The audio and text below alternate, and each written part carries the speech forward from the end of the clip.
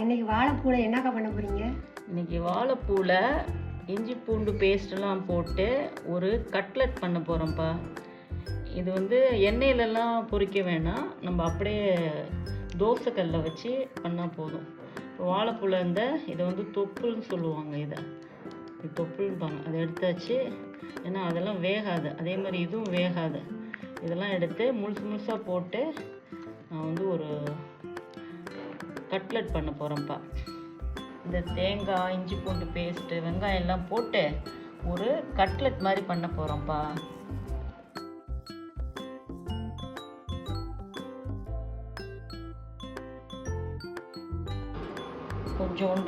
First கொஞ்சோண்டு சோம்பு போடணும், நல்லா ஒரு ஸ்பூன் போடலாம். கொஞ்சோண்டு ஜீரகம், மிளகாய் 2 மிளகாய், கசகசா கொஞ்சோண்டு போடணும். லைட்டாக வதக்கிட்டே வரணும். கொஞ்சோண்டு கசகசா 2 கொஞ்சோண்டு பொட்டுக்கடலை, அதாவது உடச்சிக்கலன்னு சொல்லுவாங்க, அந்த பொட்டுக்கடலையை கொஞ்சம் போட்டு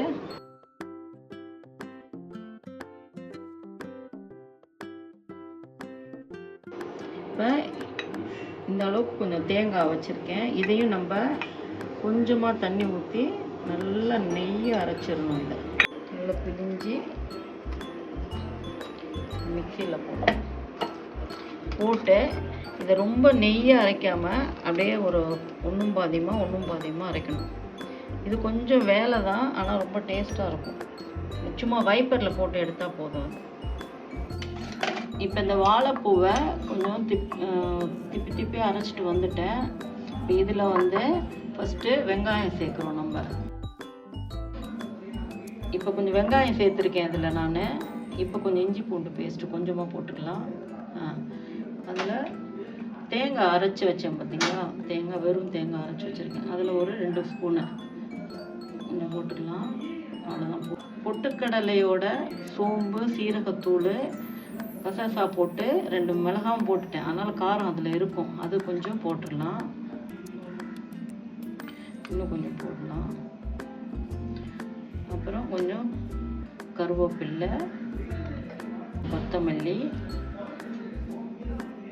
அவ்வளோதான் போட்டு கொஞ்சோண்டு உப்பு போட்டுட்டு இப்போ செய்கிறேன். இது வந்து நம்ம எண்ணெயில் போட்டு எடுத்தால் ரொம்ப எண்ணெய் பிடிச்சிரும். அதனால் இது வந்து நம்ம கட்லெட்டாக தான் தட்டலாம். எண்ணெயில் போட்டு எடுக்கணுன்னா தேங்காய் கொஞ்சம் திக்காக அரைச்சிக்கணும். இன்னும் கொஞ்சம் நிறைய பொட்டுக்கடலை மாவு யூஸ் பண்ணுற மாதிரி இருக்கும். நான் இன்னும் கொஞ்சம் பொட்டுக்கடலை மாவு யூஸ் பண்ணுறேன்.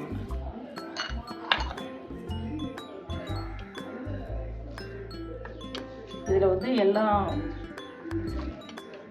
சீரகம், சோம்பு, கசகசா, அதனால் ரொம்ப மிளகாவும் அதிலே இருக்கும். நல்லா அந்த திக்னஸும் கொடுக்கும், அருமையாக இருக்கும், டேஸ்ட்டு வாசனையாக இருக்கும். வேறு எதுவும் நீங்கள் இதில் கரம் மசாலாலாம் போட வேணாம், ஏன்னா இதிலே எல்லாம் இருக்குது.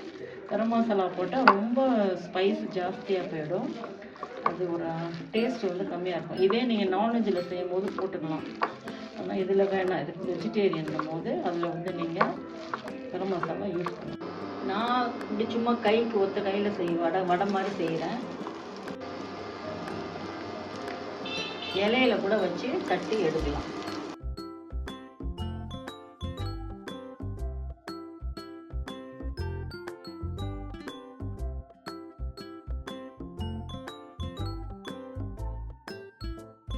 ஒரு 5 நிமிஷத்தில் ரெடி ஆகிடும்.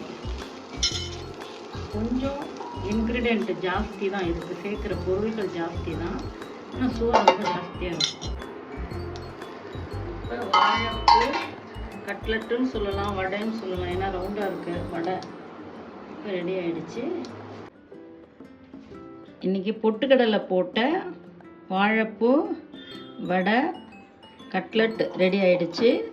மோர் சாத்துக்கு இன்றைக்கி கட்லெட். இன்றைக்கி செல்வி கொஞ்சம் டேஸ்ட் பண்ணேன், அதை உப்பு எல்லாம் சரியாக இருக்கான்னு டேஸ்ட் பண்ணி பார்க்கலாம். சொல்லு. ரொம்ப நல்லா இருக்குக்கா. நல்லா இருக்கா? உப்புலாம் சரியாக இருக்கா? எல்லாம் 2 பேர் சேர்ந்து செஞ்சுட்டோம் நம்ம. ஓகே.